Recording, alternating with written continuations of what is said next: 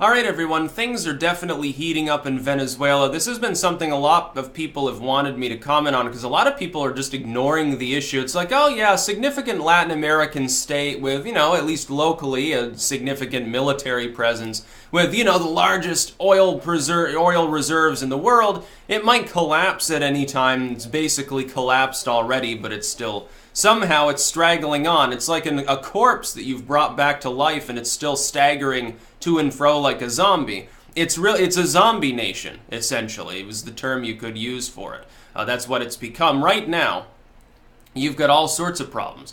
Venezuela is now so broke that it looks like their Miami consulate may close because they can't pay the rent. That is literally their main diplomatic presence there, in a very important place for sort of the Venezuela, Cuba, U.S. politics, that sort of trifecta of nations. They might not even have a consulate. Like, what are they going to do? Have, like, the Cubans pay it for them, probably. Here, can you pony up the $100,000 or something that we owe? Because we can't pay the bill. All the money in Venezuela combined probably isn't worth that much on the world market. I mean, the money there is basically monopoly currency at this point. It's not backed by a functioning economy. The economy there shrank so much, it's not capable of generating enough jobs for the citizens there. What's the unemployment rate in Venezuela right now?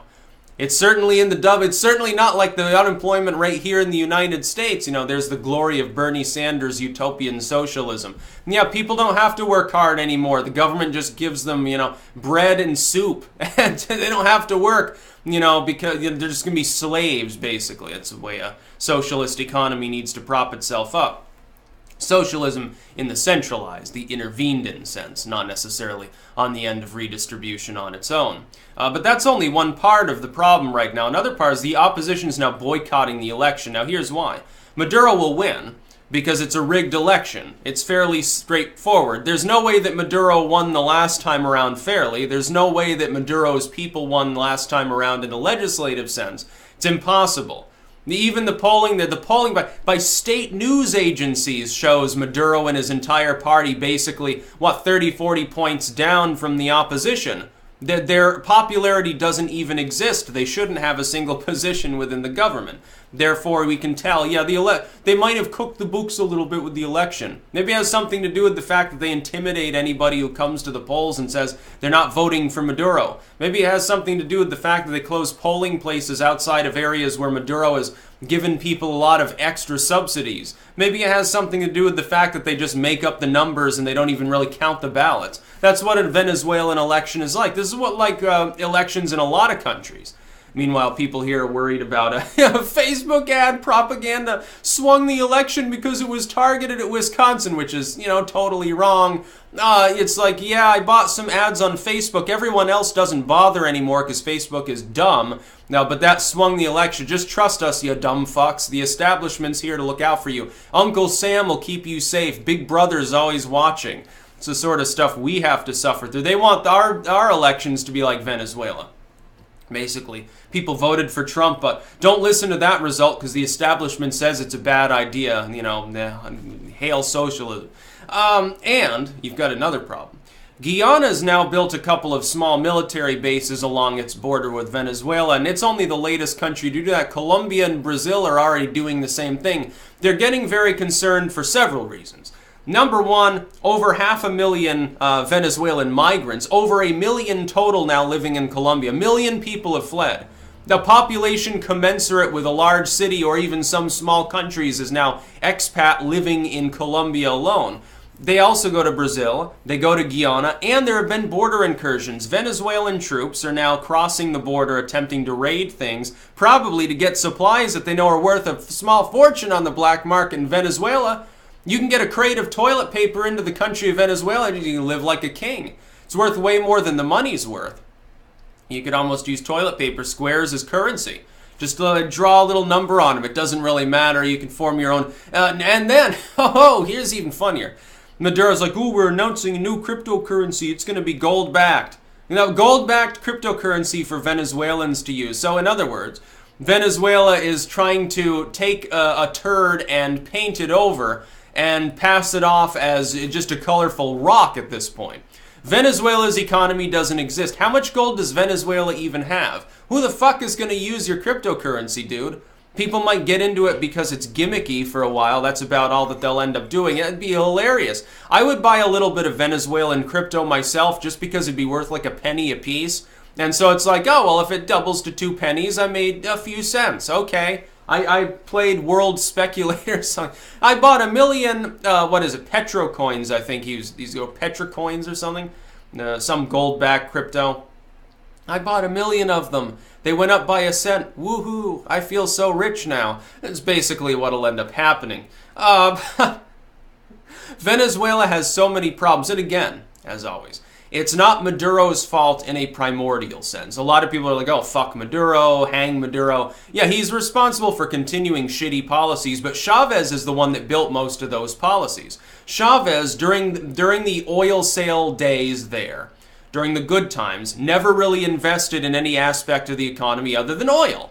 Well, that becomes the problem because you've got one main export, which is crude oil. So if the cost suddenly of that product drops precipitously because, you know, even though you're the largest, as far as oil countries, you don't control the oil price. There are a bunch of other people you have to compete with. The price all of a sudden collapses, you know, off a cliff. Yeah, you're losing a lot of money because your entire economy is built on that one thing. They should have invested in other aspects of the economy, making things more efficient. Lasting infrastructure, not just empty shell buildings and, you know, people having microwaves. It's great for quality of life. It's great for your popularity. You're subsidizing everything, giving people freebies. But it doesn't lead to a better economy. This is the sort of thing Bernie Sanders wants to do in this country. Centralize as much as possible. Subsidize as much as possible. Equalize as much as possible. You will end up with the same problem.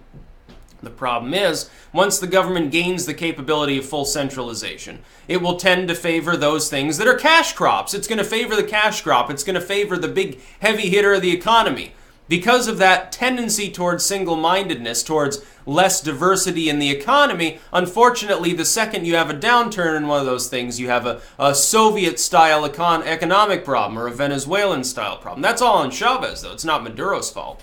By the time Chavez took over, there weren't enough good years left for Maduro to really have done anything at all. What Maduro should do, if he's a good person, is step down and let the opposition take control. Let them be corrupt socialists instead of him socialist on steroids.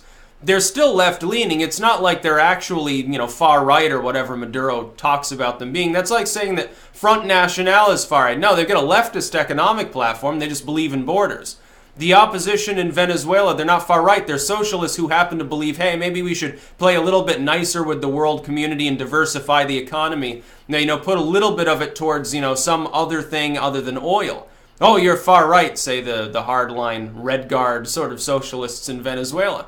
Well, that's your problem. You're the ones that screwed up the economy. Nobody else has run anything in Venezuela other than socialists for however many decades. Anything that happens there is your fault.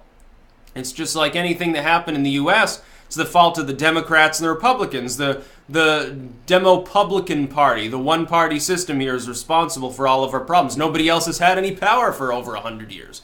So you know who's responsible. That's really a problem within our country, too. Only we've got a diversified economy. It's not just, hey, we sell oil. That's the one thing that we sell. No, we also sell like guns and tanks and bombs and so, corn, oddly enough, construction material, raw steel, certainly, refined and crude oil, natural gas, coal, everything under the sun. Gold, silver, diamonds, we got a little uranium, we got a little bit of everything in the United States, which is why we've done well. Thankfully, there are a few things that we have that most countries don't have. But then again, there are other countries. China has the rare earth, along with the Korean peninsula, which is exactly why they maintain them as a vassal still. It's not because of their strategic location. So in Venezuela, the opposition's not even apparently interested in electioneering now, because they're like, well, it's going to be unfair, so who cares? Other states are prepping for, I think, both waves of migrants from Venezuela as well as more border incursions. As things worsen in Venezuela and instability grows, there could be an all-out war within the country. They don't want soldiers spilling over into their borders and conducting attacks on their territory. Thankfully for the people around there, other than Guyana, the Brazilian and Colombian militaries are more than capable of dealing with the Venezuelans. Guyana's not. Now, Maduro openly talked about annexing about half of Guyana, and unfortunately, if he were to do that, it's not clear who would actually intervene. It's not clear what other country would be willing to go to war with Venezuela to defend Guyana. I assume at that point it would have to be a Latin American coalition. Couldn't be us. We can't get involved. We land our troops there, a butchery will ensue because the great Satan's landed, so everyone takes up arms, including a lot of people who don't even like Maduro. They would fight against us and they would side with the Socialist Party there before they would go along with the U.S. Even if we were to shower them with food and money and everything else, it wouldn't even matter. It's too much propaganda involved. That's about all. Peace out.